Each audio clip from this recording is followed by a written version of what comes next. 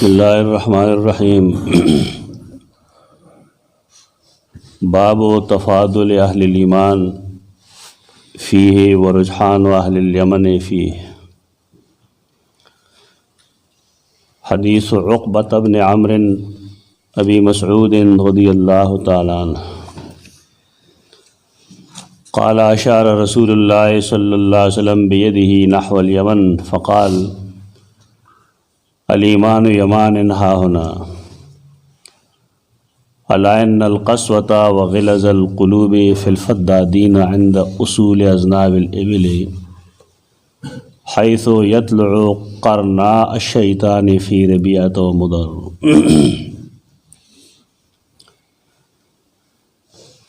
دا یوشتم باب ہے. پدے باب کے محدث دا بیان کول غواړي چې مؤمنانو کم بعض مؤمنان افضل وی بعض غیر افضل وی. د بعض ایمان ډیر قوي وی د بعض ایمان نسبتاً کمزوري او پای بنیاد باندې بعض مؤمنان د بعضو په مقابله کې غوره افضلی لکه امت پر مجتمع ده چې د سیدنا ابوبکر صدیق رضی الله تعالی عنہ ایمان هغه ډیر مضبوط دی او دی وجه هغه امت کې افضل دی بعد النبی صلی الله علیه وسلم. تفاضل په ایمان کې دا عیب نه دی. بعض خلق د بعض په مقابله کې غوره د ایمان لحاظ سره، لیکن د حدیثونو دا معلومیږي چې رسول الله صلی الله علیه وسلم ته ملک یمن د ایمان والو تذکرہ ډېر کوي او دا وی چې دی ایمان چې کوم دی هغه راجح دی د نور نه زیات غوره دی. یمن ملک دی، شام او یمن دو مختلف علاقې دي. د مکې مکرمې نه خي طرف ته د یمن د دې وجه نه د هغې نوم یمن دی، خي طرف والی. او شام د شؤمي ګسوالي طرف ته وایي. مکې مکرمې نه را ګس طرف ته دی، ځکه یې ته شام وایي. دا نکتې وی لطیفي محدثین بیانوي، اوس تاریخ نه دی معلوم چې دا نوم د کله نه یمن شوی دی او د کله نه شام شوی دی. بار کیف بطور یو نکتہ غی بیانی تو سیدنا ابو مسعود انصاری رضی اللہ تعالیٰ عنہ حدیث دے رسول اللہ صلی اللہ علیہ وسلم اشارہ وکړه په خپل لاس باندې یمن طرف ته اوے فرمایل ایمان دیخی طرف ته دی. الایمان یمان ها هنا، ایمان خی طرف ته دی. خی طرف ته دا مطلب چې رسول الله صلی الله علیه وسلم دا حدیث بیان کړی دی نا وخت دی مکه کې وو. شان ورود د حدیث محدثین دا سے بیانوي. نو ځکه یو فرمایل چې یمان ها هنا، ایمان خی طرف ته دی دې طرف ته دی. یعنی ملک یمن کې چې کوم خلق دی ایماندار یا چې کوم خلق با ایمان روړي نو پدې کې راغي منقبت شه. وروسته دې باب کې درې څلور حدیثونو د نور هم پیش کړي، هغه تذکرہ وکړو ان شاء الله تفصیل سره. خدای حدیث کې چې سدي ناول دا ویل پکار دي. یعنی د یمن والو ایمان رسول اللہ صلی اللہ علیہ وسلم داغے تصویب کی، تصدیقی کی اور داغے تعریف کی. اور بے فرمائل الا ان القسوة وغلظ القلوب فی الفدادین عند اصول اذناب الابل. حدیث کے مشکل الفاظ دی. د یمن والو ایمان اخو کل دے مزیدار دے، رست برازی عرقت القلوب دی صفات ویخی. اضعف قلوب او ارق وافئدہ الفقه یمان والحکمت یمانیہ ټول راځي اوصاف هغه تفصیلی حدیث کې بیا وایو. خو رسول الله صلی الله علیه وسلم مونږ ته د څنګ دلې خبره کوي. الا ان القسوة وغلظ القلوب، قسوه او غلظ مونږ خدا معنی کولی شو چې قسوه معنی سختی، د زړونو سختۍ ته قسوه وایي، او غلظ القلوب هم څنګ دلې ته وایي. نو که انسان پې سوچ وکړي نو دواړه یو څیز دی. دیو جن امام قرطبی المفہم کی لیکلی دی چې جفا او غلظ القلوب دا یو څیز دی، دا الفاظ مترادف دي. یعنی قسوت او غلظ القلوب سختواله د زړونو دا یو څیز دی. لکه څنګه چې قرآن کریم کې انما اشکو بثی و حزنی الی الله وی، بس او حزن یو څیز دی. خدا الفاظ مترادف دي. د زړه سختی څه شی دی؟ د زړه سختی دا ده چې انسان د حالاتو نه عبرت نه اخلي. د زړه سختی دا ده چې که د انسان مخ کې د الله رب العزت د کتاب څه آیتونه ولوستی شي، د هغه د هغې په اورېدلو باندې په خپل زړه کې څه نرمي نه محسوسوي، د هغه سترګو له اوښکې نه راځي، د هغه عمل کې فرق نه راځي. دا د قساوت علامات دي. یمن والا داسې نه و. قرآن نه معلومه ده په یهود او نصاراو کې چې کوم کسان مسلمانان شوي دي نو د هغې صفت هم قرآن دا لیکلی دی چې اذا سمعو، کله چې هغې واوري هغه څه چې رسول الله صلی الله علیه وسلم ته نازل کړي شوي دي، ترى اعینهم تفیض من الدمع، نو ته وینې د هغې سترګې چې ډکېږي د اوښکو نه. یعنې په زړه کې چې ایمان موجود وي نو د هغې یو علامت دا دی چې د انسان سترګو کې یخوالی، اوښکې پکې، زړه کې یره د الله، مینه یې پکې، او د هغې د وجې نه د هغه عمل سمي برابر وي.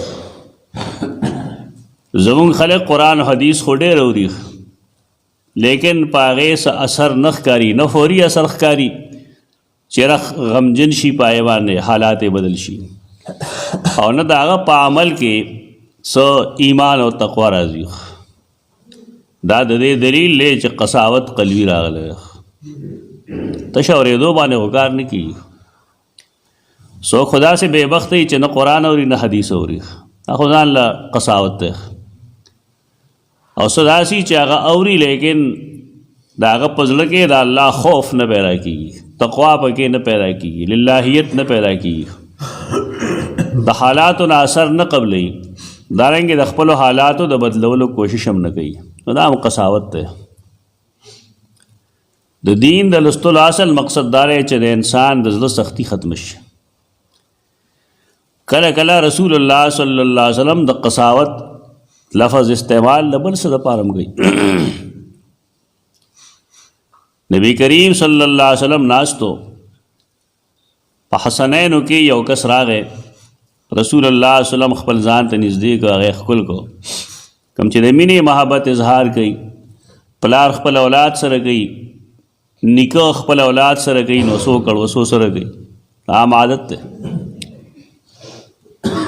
نالته یو کس ناستو، هغه وایي چې یا رسول الله زما خو بلا شی بچي دي، خو ما پکې یو قسم تر اوسه نه دی ښکل کړی. هغه وایي زه څه وکړم چې الله ستا زړه نه رحم وباسلی. دا قساوت دی. خپل اولاد نه ښکلول، خپل اولاد ځان ته نه نږدې کول، دا د زړه قساوت دی. ډېر خلک تاسو کې وامي چې به چېرته خپل ماشوم نه یې ښکل کړي، دا ورته بد لګي، عیب ورته ښکاري. او که ماشوم دی چېرته بار اوس وباسه چېرته که نه، نو بیا د خلکو خبرو ته ګوره، څوک به یې اوزګار شوی دی ماشومان ساتي، ماشومان لوی. دا ماشومان چې خپل پلار او نیکه نه لوی، نو بیا نور خلک لوی. خداره چې انسان په خپل نسل کې جرایم ور داخل نه کی، په نسل کې جرایم پردي خلک داخلي، دا د زړه قساوت دی. خپل ماشومان ښکلول دا رحم دلی ده، دا کمال نه دی، دا عیب دی. مصیبت دا چې کوم څیز ته الله او د هغه رسول د زړه قساوت وایي نو زمونږ خلک یې ته غیرت او پښتو وایي. د هغې بدي بیان کړه، ورته یې زه څه کولی شم چې ستا زړه کې رحم نشته.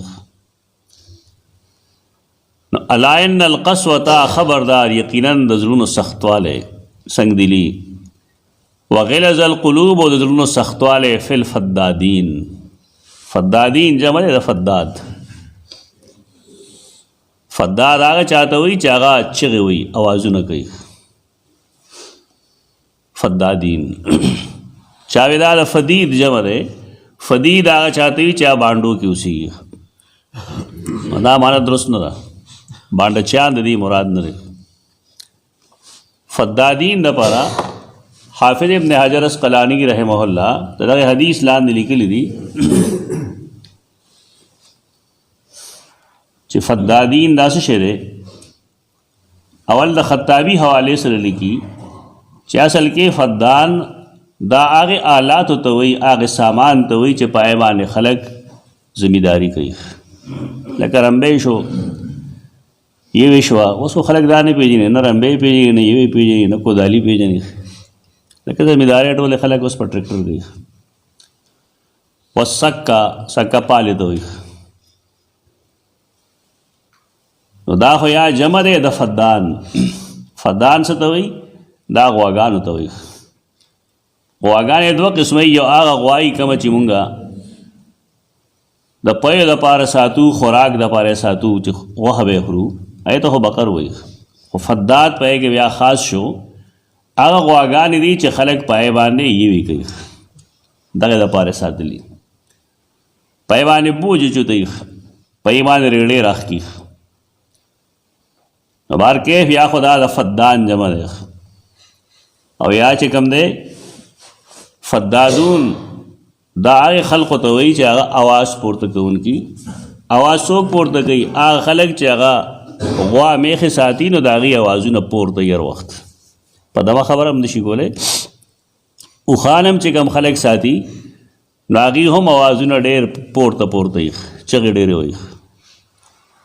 او دغې خلقو کې د زړونو سختی موجود ده. نو څه مطلب دی؟ چې سړی به ذمېداري نه کوي، او سړی به ګډې بېزې نه ساتي، څاروي به نه ساتي. او آیا چې کوم سړی داسې دی چې هغه ګډې بېزې ساتي نو هغه سنګدلی؟ په حدیثو کې دا څیزونه مشکل شي. په دې وجه دا په ترجمه نه زده کېږي چې سړی د پښتو یا اردو کتاب راواخلي او که ترجمه شروع کړي، هغه وایي که ما حدیث ووایي. دې نه خو دا معلومه شوه چې سختوالی د زړونو فی الفدادین په زمیندارو کې دی. عند وصول اذناب الابل، چې هغې د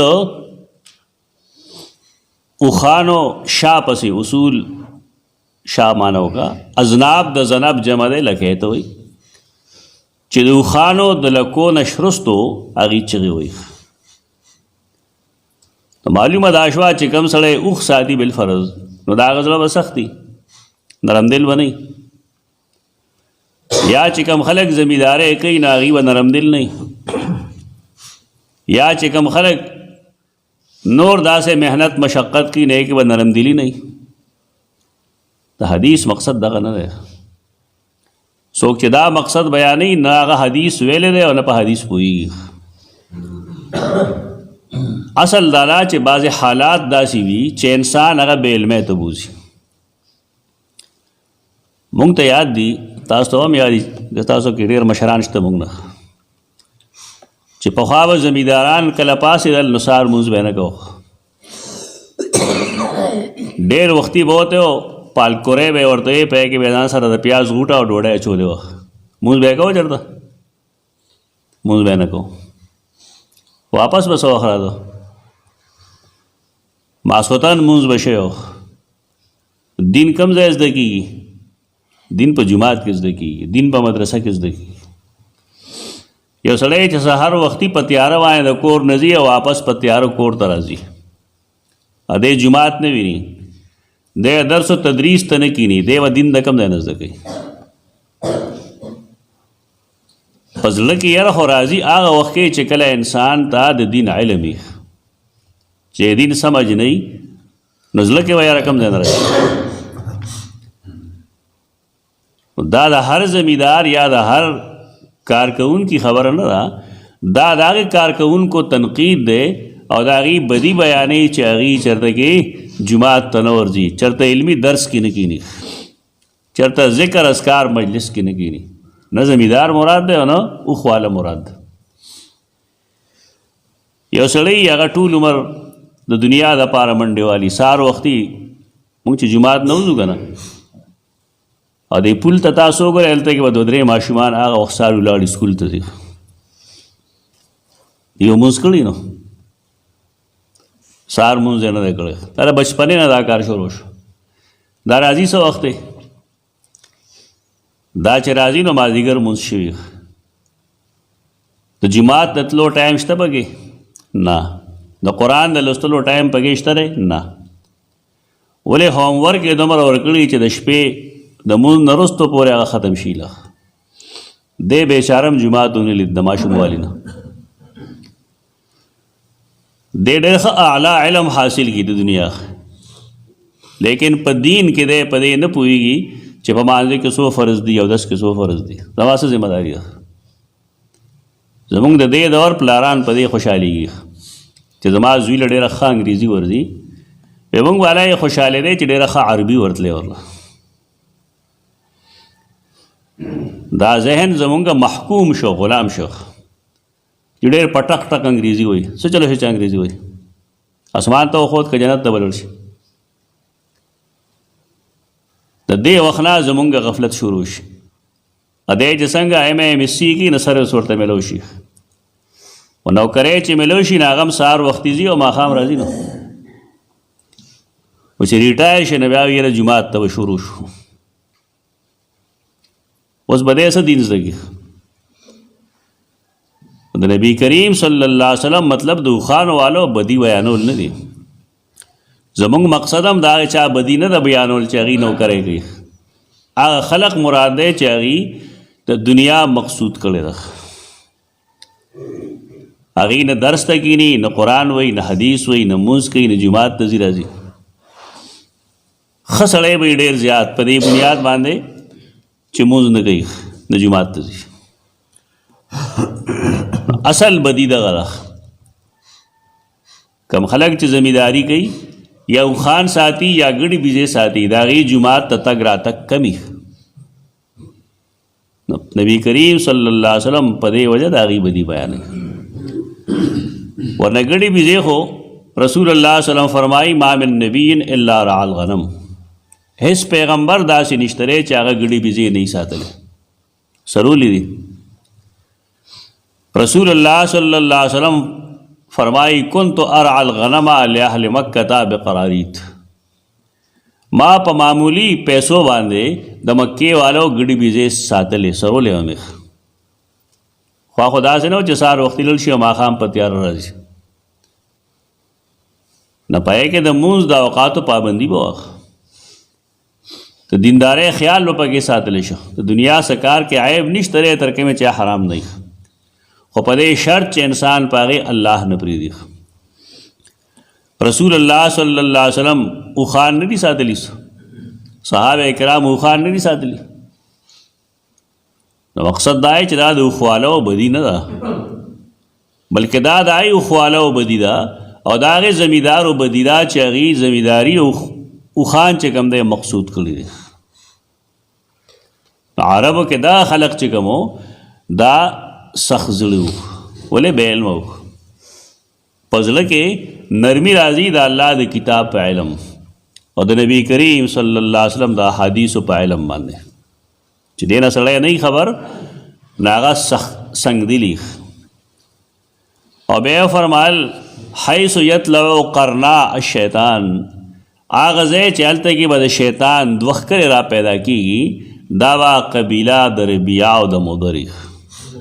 د دې وضاحت به انشاءالله سار کې خیرې کوو چې د قرن الشیطان څه مطلب دی او ربیع او مضر څه ته وایي. نن حدیث کې موږ دپاره دغه امر سبق کافي دی چې بعضې علاقې داسي او بعضې خلک چې الله هغه نرم دل پیدا کړي لکه اهل یمن، او بعضې خلک داسي چې هغوی په دنیا کې دومره منحمک شي، خوا که ګډې سره یې او که بیزې سره یې او که زمینداري او که سروس کې او که بل سي او که بل سي، چې هغوی د دین د زده کړې نه غافل پاتې شي، نه پوهېږي قساوت قلبي راشي. د هغوی بیا په دې پروا نه چې دا سړی جاړي، په ده رحم پکار دی. بلکې که څوک هغه څه ورکوي نو ورته یې پرېږده، الله خپل ګنجان پېژني، هېڅ مه ورکوه. دا سنګدلي ولې راځي؟